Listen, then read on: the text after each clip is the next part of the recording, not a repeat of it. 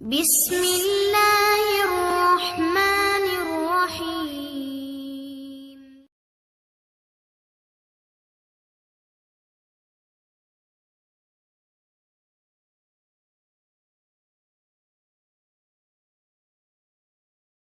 இத்ரீஸ் அப்படின்ற ஒரு இறை தூதர் உண்டு. 25 நபிமார்கள் பெயரை அல்லாஹ் குர்ஆனில் பேசுகிறார். அந்த இறை தூதர்கள்ல இத்ரீஸ் என்கிற இறை தூதரும் உண்டு. இந்த இத்ரீஸ் அவர்கள் இப்ராஹிம் அலைஹிஸ்ஸலாம் அவர்களுக்கு முந்தைய இறை தூதரா அல்லது ஆதம் அலைஹிஸ்ஸலாம் அவர்களுக்கும் நூஹ் அலைஹிஸ்ஸலாம் அவர்களுக்கும் இடையே இருக்கிற இறை தூதரா அப்படின்னு கேட்கிறாங்க. பொதுவாகவே சில இடங்கள்ல இந்த தூதர்கள் பெயர் ஆர்டர் படி சொல்லப்பட்டிருக்கும். ஆதம் அலைஹிஸ்ஸலாம், அதற்கு பிறகு இத்ரீஸ் அலைஹிஸ்ஸலாம் அப்படின்லாம் சில ஆர்டர்லாம் வரும். சில இடங்கள்ல குர்ஆன்ல அல்லாஹ் தூதர்களுடைய பெயரை கொஞ்சம் வரிசையாக ஆர்டராவே சொல்ற மாதிரி தெரியும். சூரா அம்பியால அல்லாஹ் சொல்லுகிறார், இப்ராஹிம் வநூஹ் அப்படின்னு அல்லாஹ் வரிசையா அடிக்கிட்டே வர்றார். வஜஅல்னா கௌமும் மினல் சாலிஹீன், இவர்கள் எல்லாம் நல்லவர்களில் இருந்து உள்ளவர்கள் அப்படின்னு அல்லாஹ் சொல்லுகிறார். இலியாஸ் ஓ இத்ரீஸ் அப்படின்னு அல்லாஹ் சில இடங்கள்ல வரிசையாய் சொல்லுகிறார். இந்த இத்ரீஸ் அலைஹிஸ்ஸலாமை பொறுத்த வரைக்கும் இவருடைய காலகட்டம் மிக துல்லியமா இது இந்த காலகட்டம் தான் என்று சொல்வதற்கு ஏற்புடைய செய்திகள் இல்லாத உறுதியா ஒன்று சொல்ல முடியும்.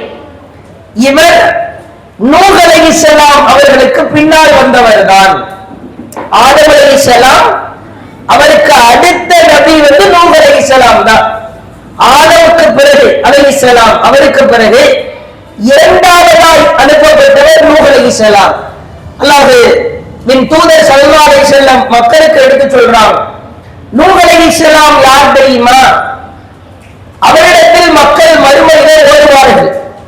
ஒவ்வொருத்தருக்கெல்லாம் எங்களுக்காக பரிந்துரை பண்ணுங்க, அல்லாஹ் கடுமையான கோபத்தில் இருக்கிறான், அந்த வேதனையிலிருந்து எங்களை காப்பாற்றுங்க அப்படின்னு அல்லாஹ் அந்த கோப கணையை தணிப்பதற்காக நபிமார்களிடம் வருவார்கள். ஆதம் கிட்ட போவாங்க அலைஹிஸ்ஸலாம். அவங்க சொல்லுவாங்க, என்னால முடியாது, நானே அல்லாஹ் ஒரு மரத்தை நெருங்க கூடாதுன்னு சொன்னா நான் தெரியாதனமா நெருங்கி போட்டேன், என்னுடைய நிலை என்னன்னு எனக்கே தெரியாது அப்படின்றாங்க. நீங்க நூஹ் கிட்ட போங்கன்னு அவர் அனுப்பி விடுவார். நூஹ் அலைஹிஸ்ஸலாம் கிட்ட போன உடனே அவங்க நூஹ் அலைஹிஸ்ஸலாமை பார்த்து சொல்வார்களாம், அல்லாஹ் அனுப்பிய மனித சமுதாயத்தில் தூதர்களில் முதல் தூதர் நீங்கள் தான் அப்படின்னு சொல்லுவாங்களா. அதாவது அல்லாஹ் அனுப்பிய மனித சமுதாயத்தில் தூதர்களில் முதல் தூதர் நீங்கள் தான். ஆதம் அலைஹிஸ்ஸலாம் தூதர், அவங்க ப்ராடக்ட், அவங்க மகன் போடு, மனிதன் பிளஸ் தூதர், அவங்கள்ட்ட இருந்துதான் அல்லாஹ் கிளைகளை உண்டாக்குறார். அப்ப அவர்களுக்கு பிறகு தூதர்களில் முதல் தூதர் நீங்கள் தான் அப்படின்னு அவர்கள் சொல்றதுல இருந்து ஆதம் அலைஹிஸ்ஸலாமிற்கு பிறகு இந்த உலகத்திற்கு இறை தூதராய் அனுப்பப்பட்டவர் நூஹ் நபி தான் அப்படின்றதை இந்த புகாரி செய்தியிலிருந்து நம்மால் புரிந்து கொள்ள முடிகிறது. ஆதம் அலைஹிஸ்ஸலாம் அவங்க மனித மூலம் பிளஸ் தூதர், அவங்கள இருந்து ஃபர்ஸ்டா உருவாக்குறது யாரு? தூதரா? நிறைய மனிதர்கள் அல்லாஹ் அவங்களுக்கு இருந்து அல்லாஹ் உருவாக்கி இருந்தால் முதல் தூதராய் உருவாக்கியது நூஹ் நபி தான். அப்ப ஃபர்ஸ்டா உலக தூதர்கள்ல மனிதன் ஆதம் அவர்களில் இருந்து உருவாக்கப்பட்ட முதல் தூதர் நூஹ் நபி தான் அப்படின்றத புரிய முடியும். இப்ப நூஹ் நபிக்கு முன்னாடி இத்ரீஸ் நபி இருப்பதற்கு வாய்ப்பே இல்லை. அதுக்கு இந்த ஹதீஸ் எதிராகவும் இருக்கிறது. ஆதம் அலைஹிஸ்ஸலாமிற்கு பிறகு உலகத்திற்கு அனுப்பப்பட்ட முதல் இறை தூதர் நூஹ் நபி தான் அப்படின்றத புரிய முடியுது. ஆனா கண்டிப்பா அவங்க இப்ராஹிம் அலைஹிஸ்ஸலாம் அவர்களுக்கு முந்தைய காலத்தில் வாழ்ந்திருக்கத்தான் அதிகமான வாய்ப்புகள் இருக்கிறது என்பதை நம்மால் விளங்கிக் கொள்ள முடிகிறது. பொதுவாகவே இந்த நபிமார்களுடைய வாழ்க்கை விஷயத்திலா அவர்கள் எப்பொழுது வாழ்ந்தார்கள், யாருக்கு பிறகு யாரு என்பது குறித்து சில நபிமார்களுக்கு குர்ஆனிலே அல்லாஹ் சொல்கிறார். தாவூது, சுலைமான், அதே போன்று யூசுப், மூசா, ஹாரூன் என்று அல்லாஹ் சில நபிமார்களுக்கு ஒரு ஆர்டராய் சொல்கிறார்.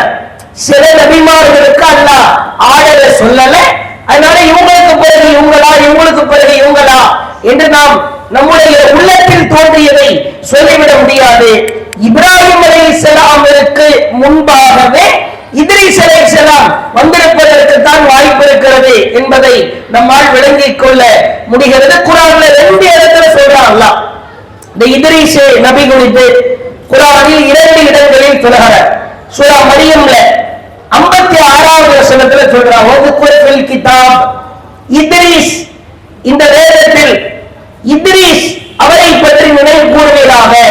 இன்னஹு கான சித்தீக்கன் நபியா, அவர் நபியாகவும் உண்மையாளராகவும் இருந்தார். இவ்வளவுதான் அல்லாஹ் சொல்றார்.